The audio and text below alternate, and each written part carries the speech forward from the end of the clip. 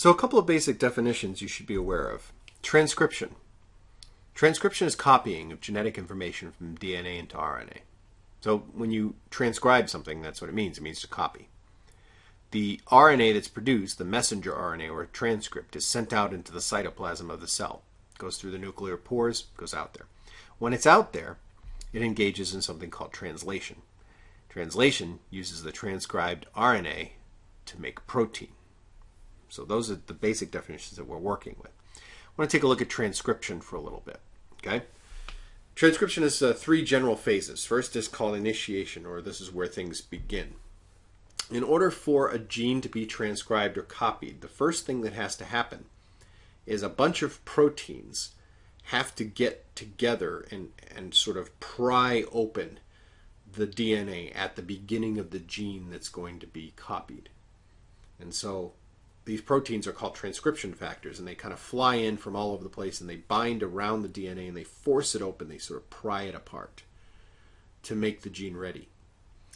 They are attracted to a specific series of bases in the DNA, which is called a promoter. And the promoter's job, it's written into your DNA, and its job is to attract these transcription factors. So the DNA strand slightly unwinds. It exposes one of the two strands that's going to be copied. Only one strand is copied. It's called the template strand. And once it's exposed, you have this pocket that's created. And the most important enzyme, RNA polymerase, comes in. Now, if you remember what DNA polymerase does, RNA polymerase is the same kind of thing, only it makes RNA instead of DNA. This is what we mean by initiation. It's the process is getting started. Okay? The next phase is called elongation. So now we've started making our messenger RNA, now we're going to make it longer as we go along the gene. So RNA polymerase is there. It's the one that does the work. It makes this transcript. Well, we need all of these nucleotides. So in come all these free RNA nucleotides. They come in, and they're attracted by RNA polymerase. They are paired up with their complements. The only difference now is that instead of using thymine to go with A, T doesn't go with A because there's no T in RNA. There's only U. So U goes with A. This is slightly different because if you remember that when we made a copy of DNA, when we just copied DNA, it was in the 5' to 3' direction. Well, genes are transcribed in the opposite direction, 3' to 5'. It's a difference from copying DNA. Sometimes you want to control how fast this is happening, and there might be a sequence of bases at the beginning of the gene which can control that. It's called a leader sequence, and it can control how fast the gene is being transcribed.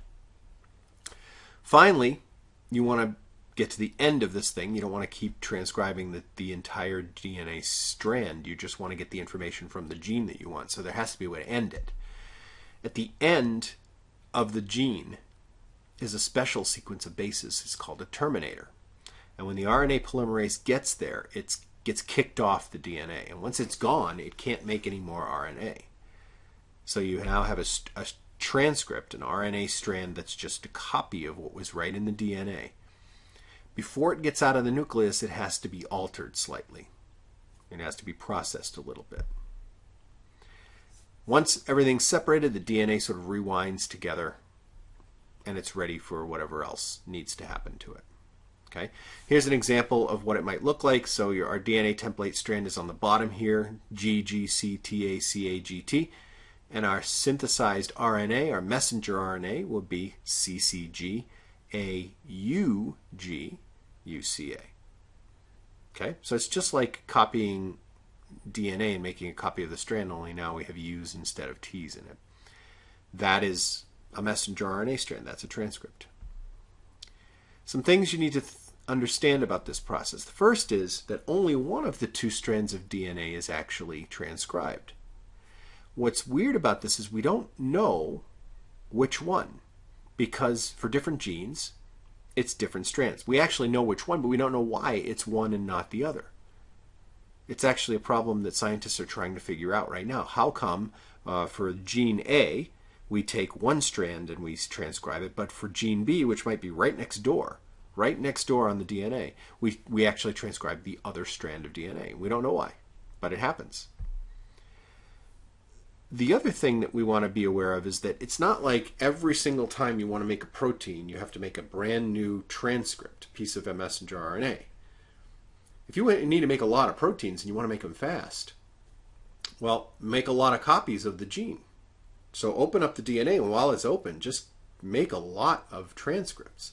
So the same piece of DNA can be copied multiple times simultaneously. It's just one RNA polymerase molecule following the other right down the line, creating this new messenger RNA strand.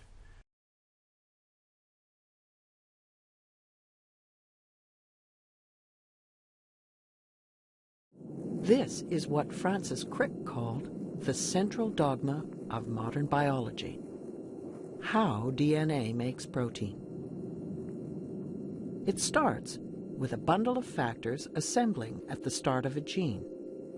It's these that trigger the first phase of the process, reading off the information that will be needed to make the protein. The gene is the length of DNA stretching away to the left. Everything's ready to roll. 3, 2, 1.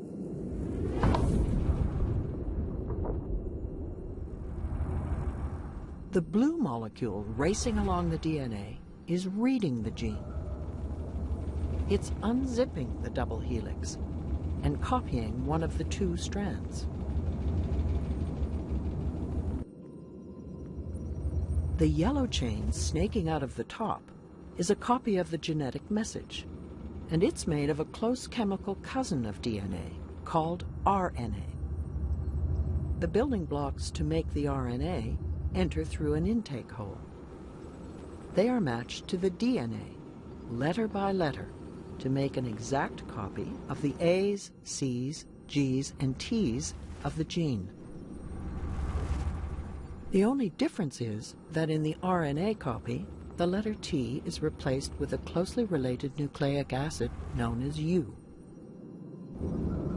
You are watching this process, called transcription, in real time. It's happening right now in almost every cell in your body.